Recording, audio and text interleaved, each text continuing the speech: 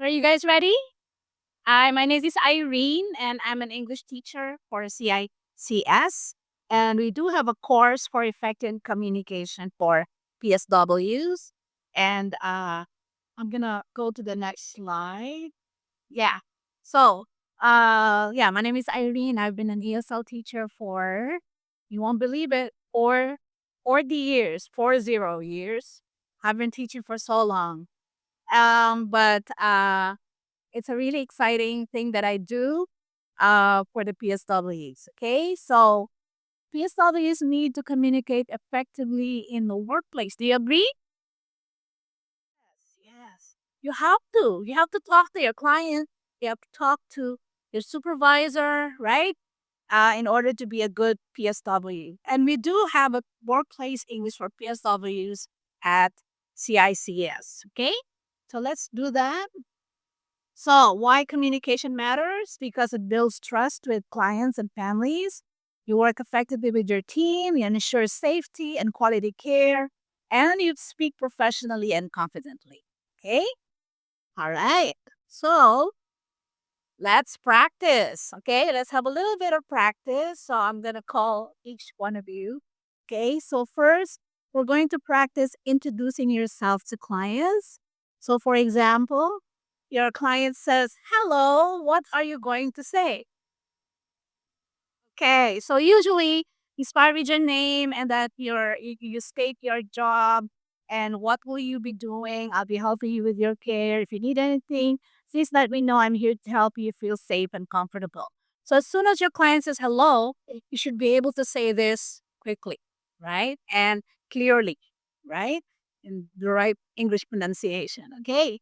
All right, so let's practice the second one. Reassuring or comforting your clients. Okay, I want to give you 1 minute to think.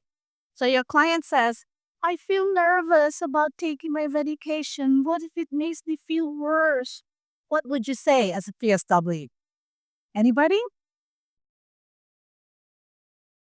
Excellent. Yes, all your answers are good. Okay, let's look at an ideal answer. Could you please read it for us? Yes. So that is a very professional, very clear way to talk to your client.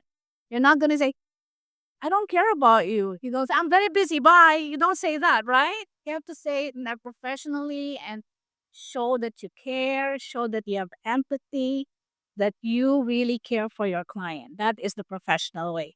So, this is what I teach. It's not just this. You will learn so many ways to say it, so many ways to comfort your client, so many ways to handle a negative behavior. How do you handle a client who is violent? How do you handle a client who always says no? Or how do you handle a client who doesn't want to live anymore? You know, there are clients like that, right? They're like, or maybe they're lonely because their family's not visiting. What are you gonna say, right? So it's not just caring. It's not just the physical aspect of your job.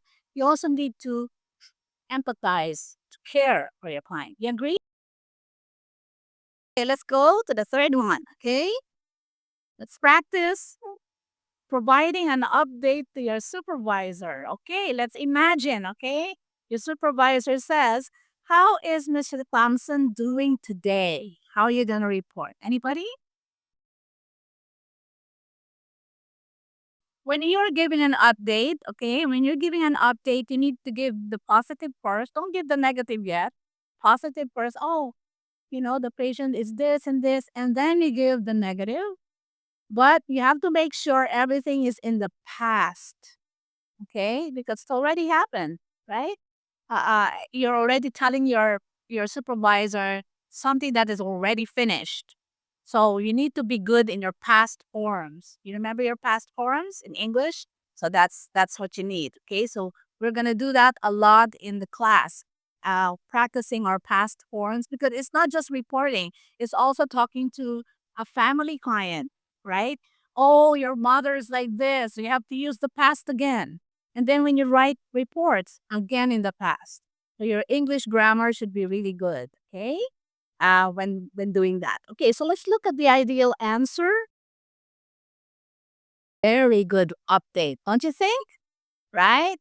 So you specified half of the lunch. You need to specify how much, right? Drank some water, and then you have to say what you have observed physically, mentally. Okay. And then what did you do? I stayed with him and made sure he was safe. And then what's the follow up? What is your recommendation? I think it might be good for the nurse to check on him. So many things that you do when you're giving an update to your supervisor, right? So that's the proper way of giving an update. You don't just say, he's fine, bye. You don't just say that. You have to give details in your update. Got it? But all right. So it's exciting, right? Okay. So yes, that's about it. So about workplace English for PSW CICS, we teach improving speaking, listening, reading, and writing. You learn PSW communication tasks. You practice with role plays a lot, okay, and real situations. We do have two lab levels. We have intermediate and advanced.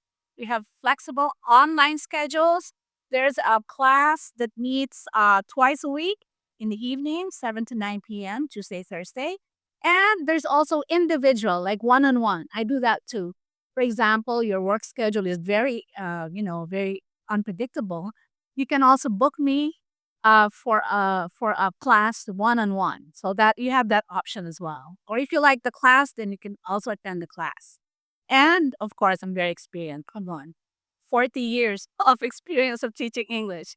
Okay, so these are really good um, encouragement for you guys to start improving your English, not just being a good PSW, but being as a good communicator. You agree? Yes, that's how you do it in your job. Okay, now I have 5 minutes for question and answer.